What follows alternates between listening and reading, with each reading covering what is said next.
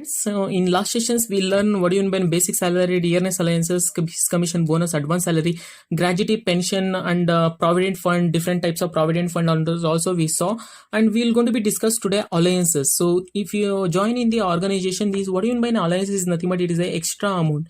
It is a additional amount which is paid by an employer to an employee for his appreciation of work. Whether it is maybe a monetary benefits or non-monetary benefits. You can see as an employee if you join in a particular organization, the employer will going to be provide number of benefits guys, like transportation alliances, educational alliances, medical alliances, DNS alliances, convenience alliances. Number of benefits will going to be provided to and by the employer to an employee. So it is also under these alliances there are number of fully exempted alliances is there, partly exempted, partly taxable is also is there, and fully taxable alliances is there. When I am come to the particular topic alliances, I will going to be discuss in detail about this topic. Okay, so alliances, keep in mind it is an extra amount which is paid to an employee for his in order to appreciation of his good service and in order to increase efficiency in the organization. Example educational, hospital alliances, city compensatory alliances, transportation alliances, medical alliances, project alliances, lunch alliances. All this will going to be come under the house rent alliances. Very important. HRA is very important. House rent alliances. When I am come to this topic, I will going to be discuss in detail what and all alliances will be there.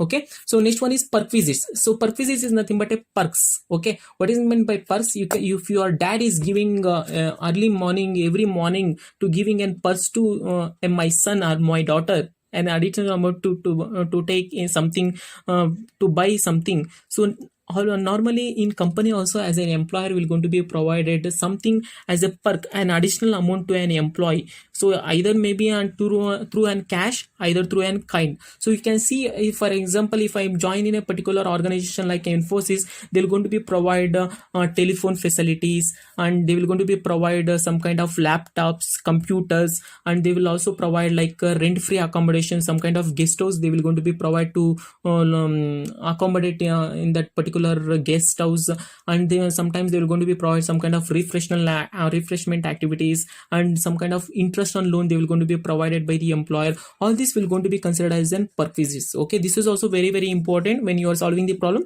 When I am come to this topic particularly, I will going to be explain in detail. So here also there will be having a fully taxable, fully exempted, partly taxable, partly exempted perk visits is there. I will going to be discuss in detail when I come to this particular topic. Okay, understood, right? So next one is, last one is profit in lieu of salary. What is this profit in lieu of salary is nothing but it is like a, for example, if I join in a particular organization for a contract of 2 years, okay, but after 1 year the employer has terminating the particular employee from his job. So what will happen? So normally if you made an agreement with an employee for 2 years of contract, but because of some kind of issues with an employee or due to his inefficiency and all, the employer is not at all interested with that in order to go with that employee. So what you will do, you will going to be terminate from his job. So but agreement is made for 2 years, right? So he is violating that agreement or contract. For that,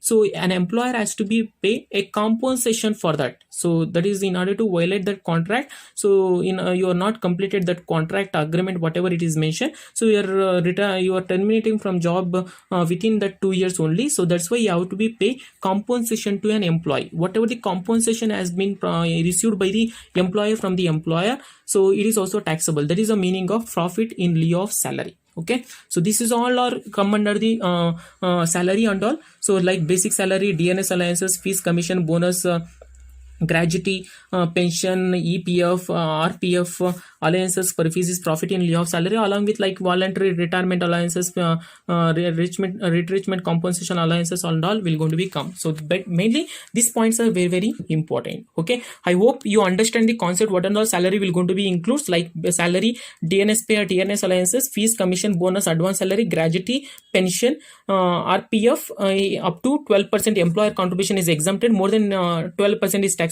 interest up to 9.5% employer contribution is exempted, more than 9.5% is a taxable allowances, perquisites, profit in lieu of salary. So these all are included under the salary. Okay, so I hope you understand the concept. Okay, if you have any doubt or if you want any clarity, so you can ask anytime. Okay, so thank you, have a nice day to all.